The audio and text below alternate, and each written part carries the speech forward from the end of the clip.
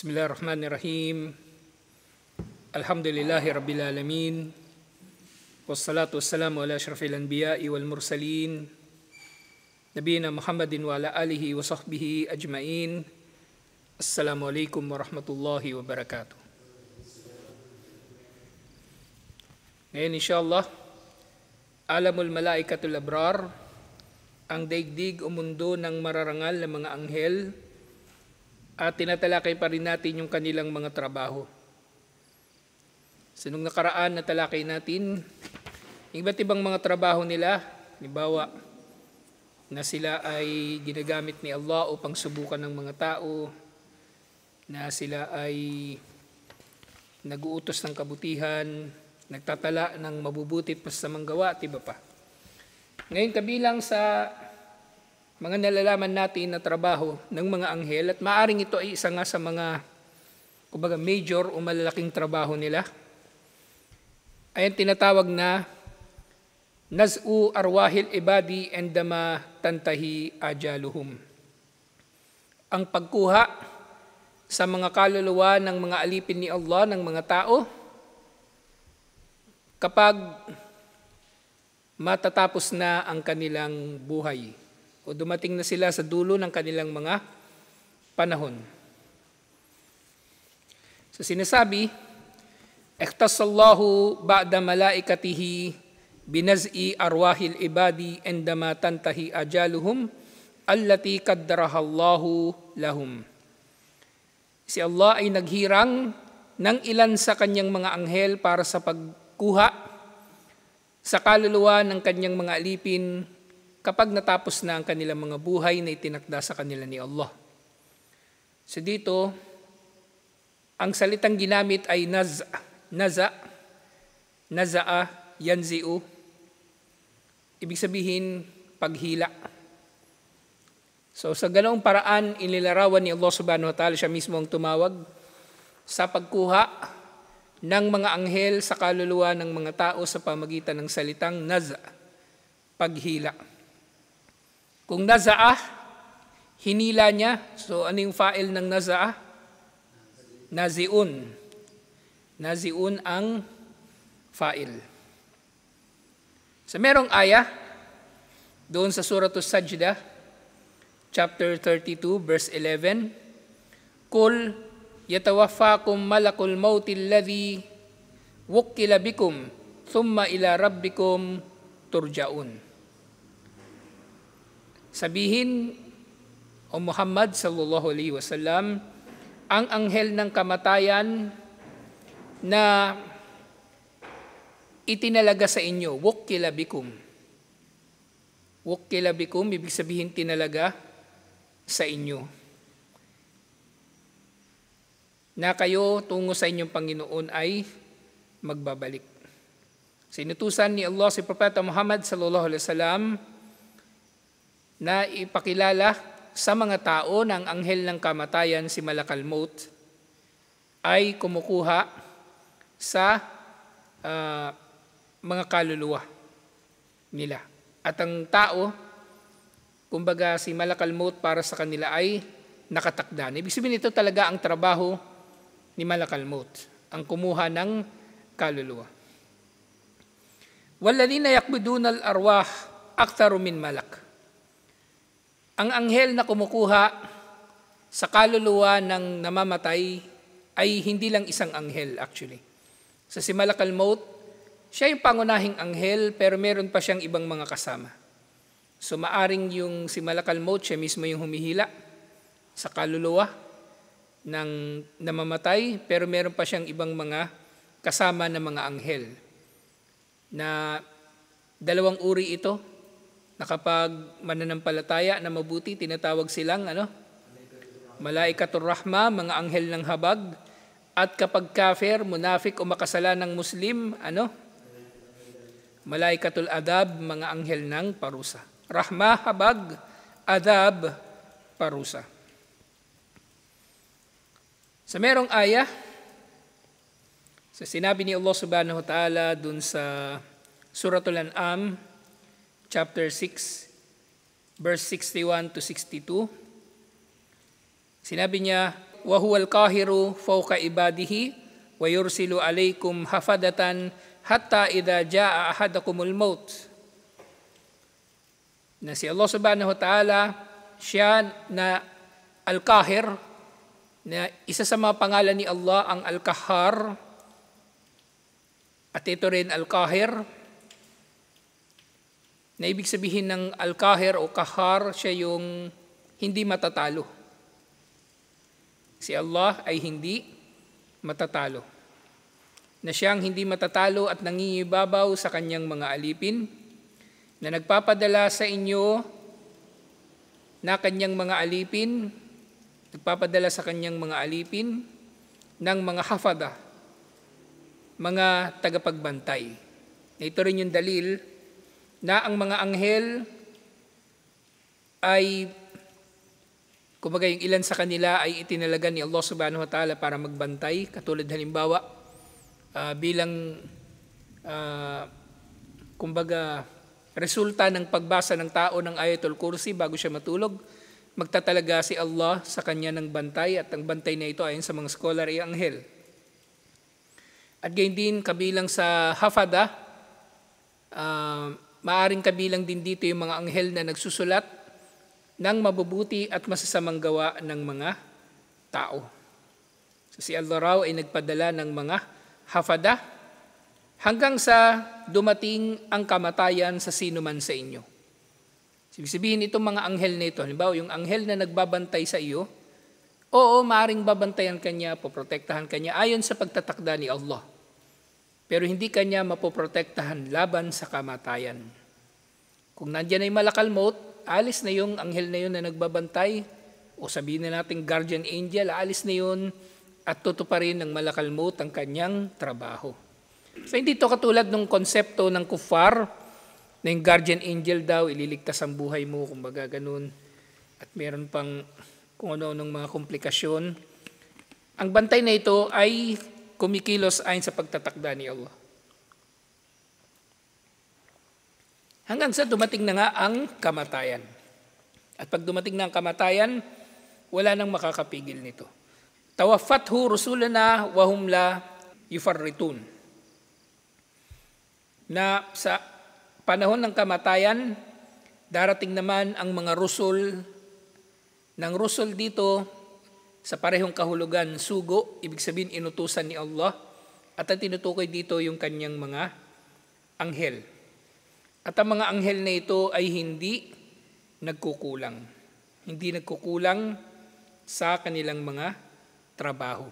Tinutupad nila ng maayos, perpekto, ang kanilang mga trabaho. Hindi sila pumapalpak. At pagkatapos ito, sinabi ni Allah subhanahu wa ta'ala, ثُمَّ رُدُّوا إِلَى اللَّهِ مَوْلَاهُمُ الْحَقِّ. At pagkatapos ito, sila ay ibabalik kay Allah ang kanilang tunay na amo o tunay na nagmamay-ari sa kanila. أَلَا لَهُ الْحُكْمُ وَهُوَ أَسْرَعُ الْحَاسِبِينَ. Tunay na nasa kanya ang paghatol at siya ang pinakamabilis sa mga tagapagtuos. So si Allah, siyang naghahatol, at dahil siyang naghahatol, siya rin ang nagtutuos. وَتَنْزِعُ الْمَلَائِكَةُ أَرْوَاحُ الْكَفَرَةِ وَالْمُجْرِمِينَ نَزْعًا شَدِيدًا أَنِيفًا بِلَا رِفْقٍ وَلَا هُوَادَةٍ. Ang paghila ng mga anghel sa kaluluwa ng mga hindi mananampalataya at mga makasalanan.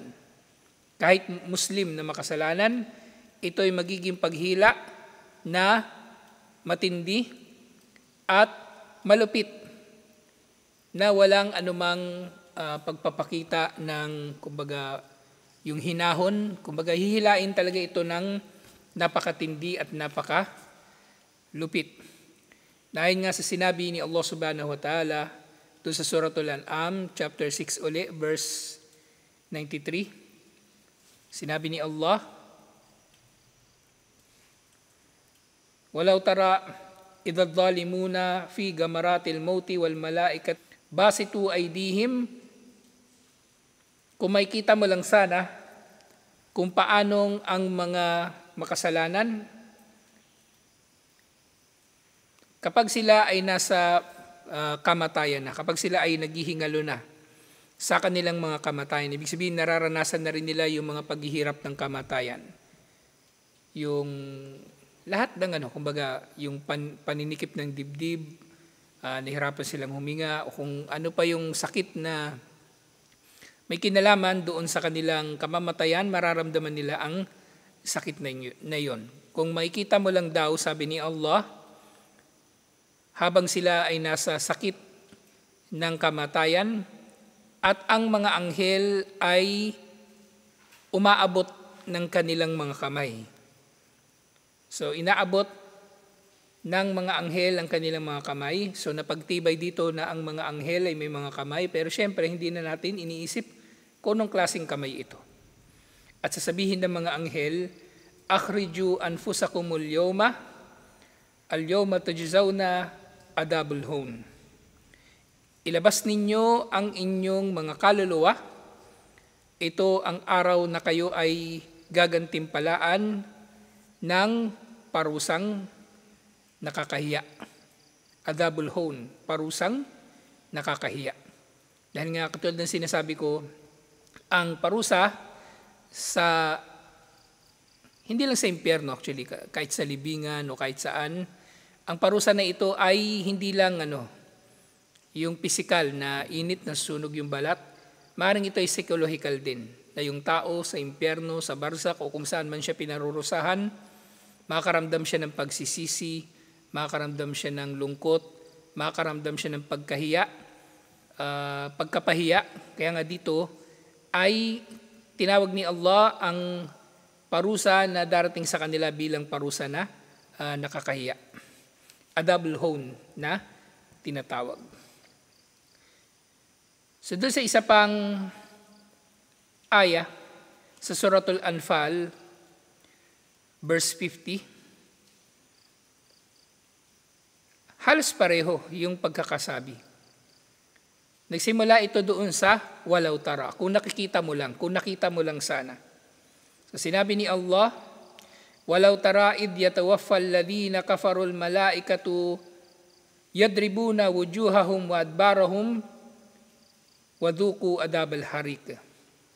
Kung nakikita mo lang sana ang mga anghel na kukuha sa kaluluwa ng mga hindi mananampalataya,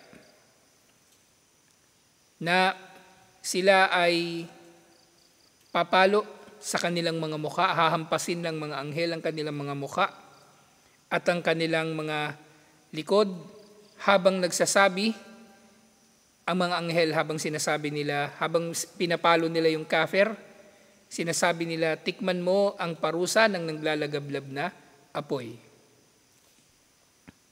At gayon din sinabi ni Allah subhanahu wa ta'ala sa isa pang aya, sa Suratul Muhammad, chapter 47, verse 27, sinabi niya, فَكَيْفَ إِذَا تَوَفَّتْهُمُ الْمَلَائِكَةُ يَدْرِبُونَ وُجُوهَهُمْ وَأَدْبَارَهُمْ. Paano pa kaya kung kukunin ng mga anghel ang kanilang mga kaluluwa habang pinapalo ang kanilang mga mukha at ang kanilang mga likod? Itong mga pagpalo na ito ng mga anghel, so maaring dahil din ito sa ayaw ilabas, ayaw pakawalan ng kafir ang kanyang kaluluwa. Kaya nga, sa pagkuha ng kanyang kaluluwa, ito ay magiging pagkuha na marahas. Ito ay magiging pagkuha na marahas at magiging masakit, magpapasakit palalo sa kamatayan ng isang kafir. Ngayon, syempre ito nga ay al-ghaib. So maaaring makita tayo ng tao, kafir na namamatay ng talagang naghihirap. O maaari namang merong kafir na makikita natin na parang tahimik lang siya na namatay, panatag lang siya na namatay. Namatay lang siya habang natutulog, o hindi na gumising, namatay sa katandaan, ganun. Ito mga nangyari na ito ay al-ghaib. Katulad ng tinatalakay natin, di ba yung parusa sa barzak? Maring ito ay walang bakas na anuman sa pisikal na katawan ng tao. Kaya nga, yung mukha ng isang namatay, ay hindi dalil o batayan kung ano magiging kalagayan niya sa kabilang buhay. Ba meron kayong makitang namatay na nangingitim ang kanyang mukha, hindi ibig sabihin na pinapaparusahan siya sa kabilang buhay. Okay? Kasi maaring nangitim ang kanyang mukha dahil sa chemical reaction sa kanyang katawan at iba't iba pang dahilan.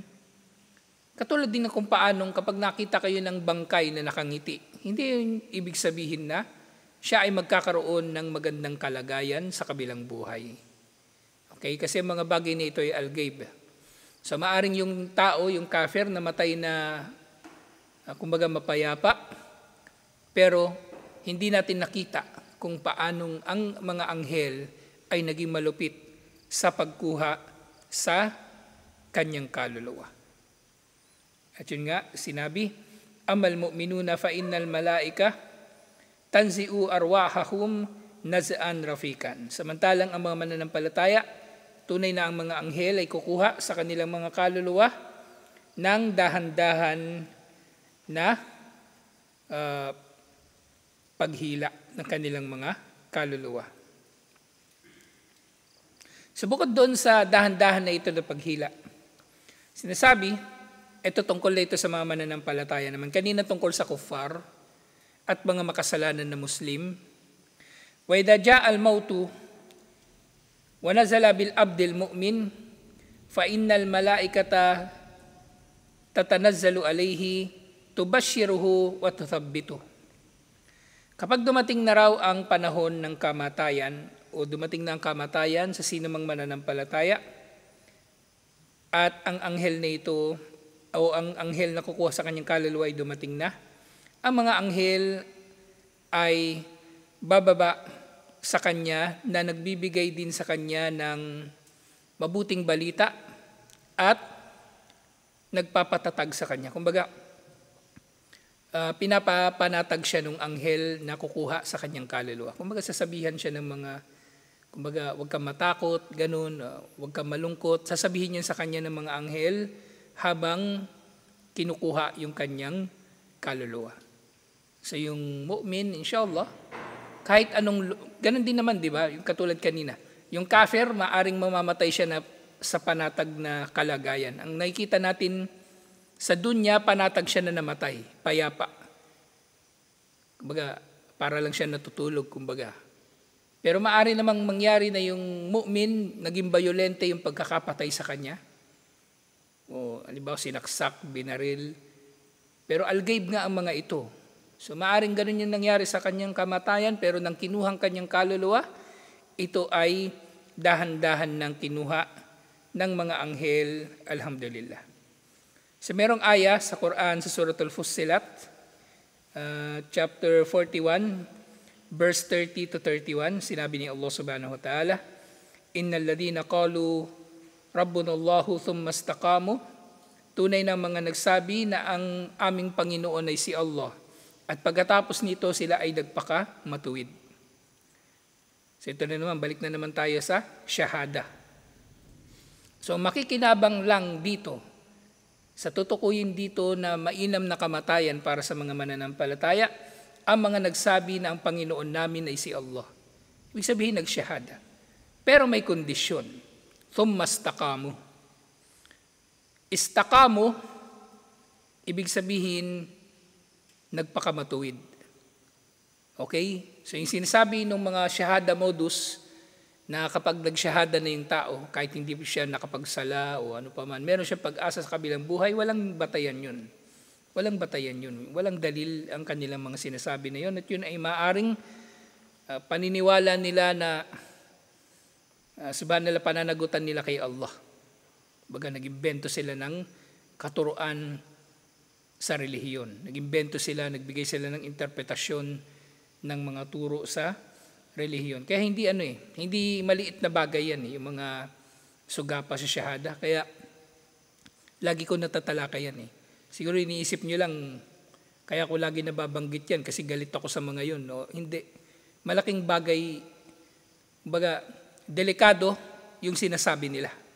Hindi yun maliit lang na bagay. Maaring yung bagay na yun ay nakakaapekto na sa kanilang akida o makakaapekto sa akida ng iba na gagaya sa kanila. Okay, halimbawa kayo, ganun na rin kayo, nag-isuga pa kayo sa shahada, tapos ganun yung paniniwala nyo. Kapag nag-shahada, kahit hindi magsala, iniwan nyo lang kasi napicturan na, may pag-asa sa araw ng paghuhukom. Walang ganun. Kailangan magpakatuwid ng nag-shahada. At hindi nyo pagsasyahadahin yung tao na, kumbaga wala lang.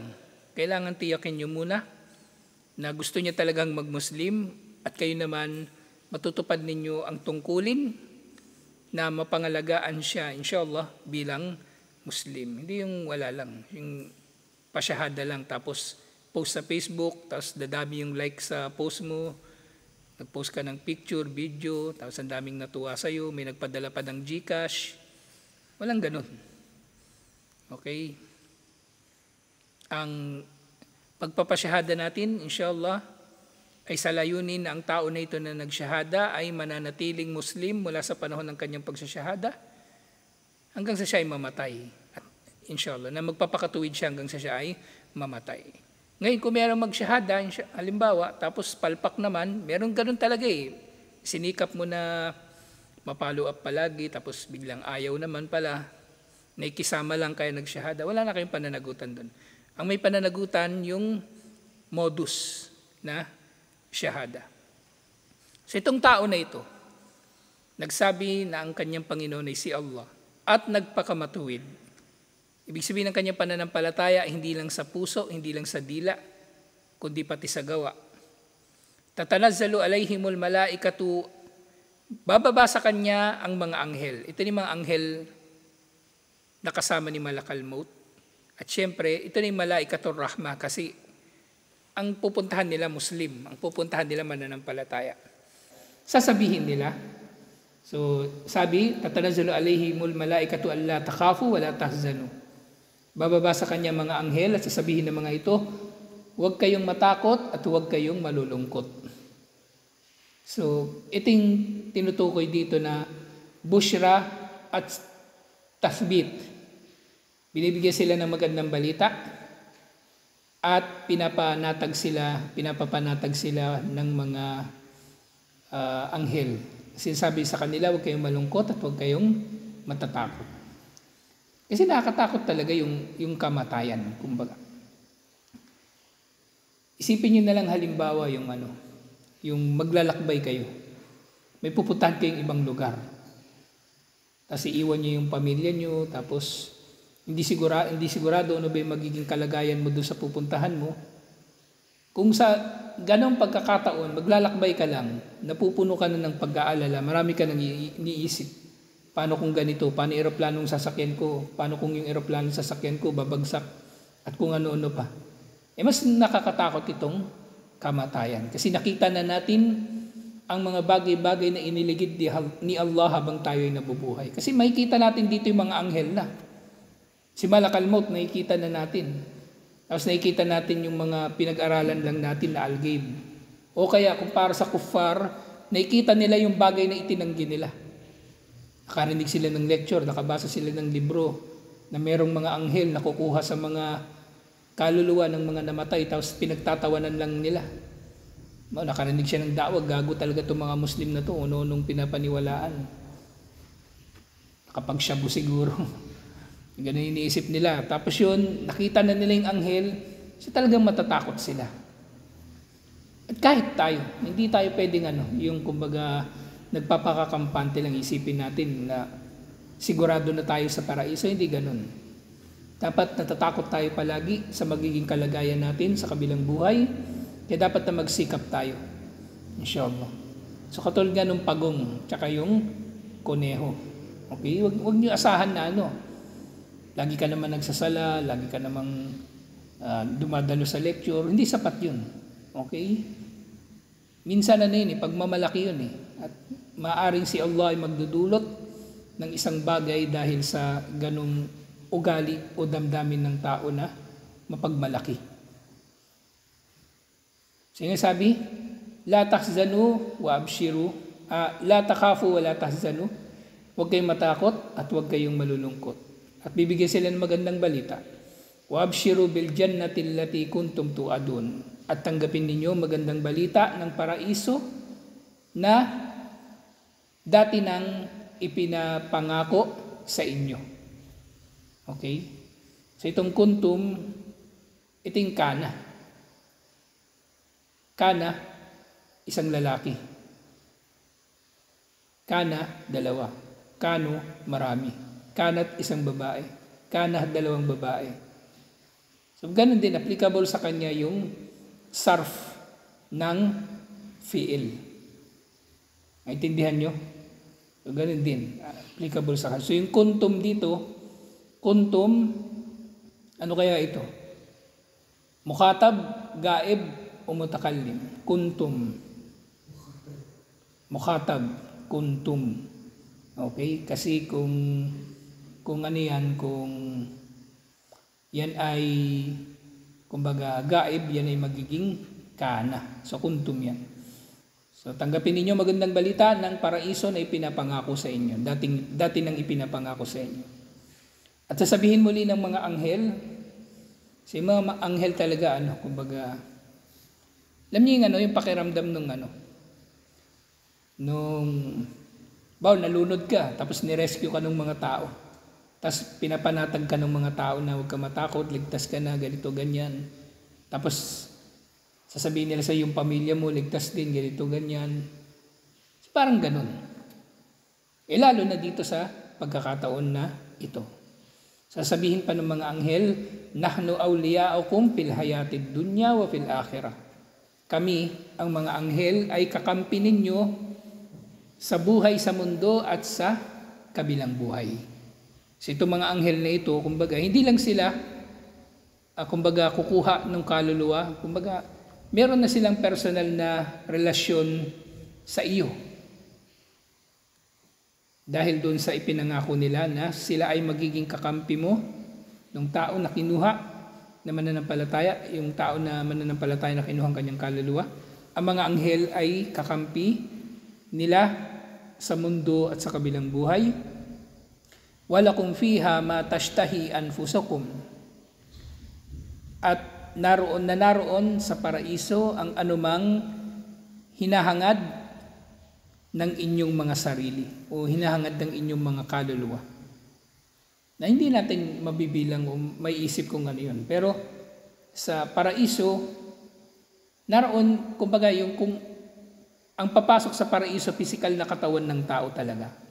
Kumbaga, kasama doon yung katawan at kaluluwa. Kasi akala ng kuffar, kaluluwa lang yung papasok. Hindi. Katawan mismo ng tao ang papasok sa paraiso at impyerno, at katawan ng tao ang makakaranas ng mga biyaya at parusa sa paraiso at impyerno, respectively. So, doon sa paraiso, ano ba yung maaaring hangarin ng isang pisikal na katawan? Pagkain, magandang klima, magandang tanawin, mabango na amoy, tahimik na paligid. Basta yung senses mo ay, kumbaga, walang makikita doon liban na lang sa kung ano yung ninanais ng tao. Kung ano ka, chick boy, fuckboy, may babae rin doon. Kaya kung lasinggero ka, may alak din doon. So lahat ng bagay na hinahangad ng tao, inshallah, nandun. Kaya nga, may kasabihan, ang pagnanasa ng tao ay, ang tao ay finite. Kumbaga may limit yung kanyang edad, yung kanyang haba ng buhay, yung kanyang kakayanan, yung kanyang lakas. Finite, may limit. Pati yung kanyang kalusugan. Pero ang kanyang desire ay infinite. Walang limit. At ang desire na ito ng tao na walang limit, hindi niya ito mapupunan sa finite na mundo. Kasi kahit makamit man ng tao o maging pag-aari ng tao ang lahat ng bagay dito sa mundo. Diba? Magkaroon ng tao na magiging property niya lahat ng paghaharian niya yung buong mundo. Hindi pa rin siya makukontento. Hahanap pa rin siya ng iba pang paghaharian. Kaya nga yung mga hari, yung mga mananakop, tuloy-tuloy lang sila hanggang sa mamatay na sila, gusto pa rin nilang manakop ng manakop. Hindi sila nakukontento. Kasi yung tao, hindi talaga natatapos yung kanyang pagnanasa. Okay? Liban na lang sa tao na nakokontrol niya yung kanyang pagnanasa. Siyempre. So tingnan niyo yung tao halimbawa. So merong tao, dati naglalakad lang siya, tapos gusto niya sana kahit magkabisikleta man lang. Nung nagkabisikleta na siya, gusto na naman niya motor. Nung nagkamotor na siya, gusto niya kotse. Nung nagkakotse siya, gusto niya pick up. Nung nagkaroon siya ng pick up, gusto na naman niya helicopter o sports car. Walang katapusan ang kanyang pagnanasa. Pero doon sa paraiso, inshallah, naroon ang anumang hinahangad ng inyong mga sarili. Walakum fiha mataddaun. At doon ay matatagpuan ninyo ang anumang inyong hinahangad. Doon ay matatagpuan ninyo ang anumang inyong hinahangad. Na dito nga sinabi, wahiya tubashirul kafara bin nari wa ghadabil jabbar wa taqulu lahum. So dito na bumalik uli yung usapan o yung pagtalakay ni Sheikh sa mga kuffar. So ito yung sinasabi sa mga mananampalataya, huwag kayong matakot, huwag kayong malungkot, tanggapin ninyo ang balita ng paraiso. Kami ay mga kaibigan ninyo, kakampi sa mundo at sa kabilang buhay. Puro mabuti. Pero yung anghel, kapag yung kuffar ang kinukuha nila, ang sasabihin nila dun sa kafir, dun sa Suratul An'am, chapter 6, verse 93, akhriju anfusakumul yawma tujzawna adabul hon. So yun nga, katulad na nabanggit kanina, ilabas ninyo ang inyong mga kaluluwa. Sa araw na ito ay gagantimpalaan kayo ng parusa na nakakahiya. So habang hinihila yung kaluluwa nung kafir, tapos yung kaluluwa nung kafir nakakapit dun sa kanyang mga balat, sa kanyang laman, sa kanyang buto, ayaw lumabas ng kaluluwa. Kaya nga inilarawan ni Propeta Muhammad sallallahu alaihi wasallam na yung paglabas ng kaluluwa ng kafir ay magiging parang paghiwalay ng bulak na sumabit sa tinik. Talagang magiging mahirap. Kung pipilitin mo yung bulak mahiwalay sa tinik, halimbawa ikaw sumabit ka sa barbed wire o sumabit ka sa bougainvillea, mapupunit yung damit mo.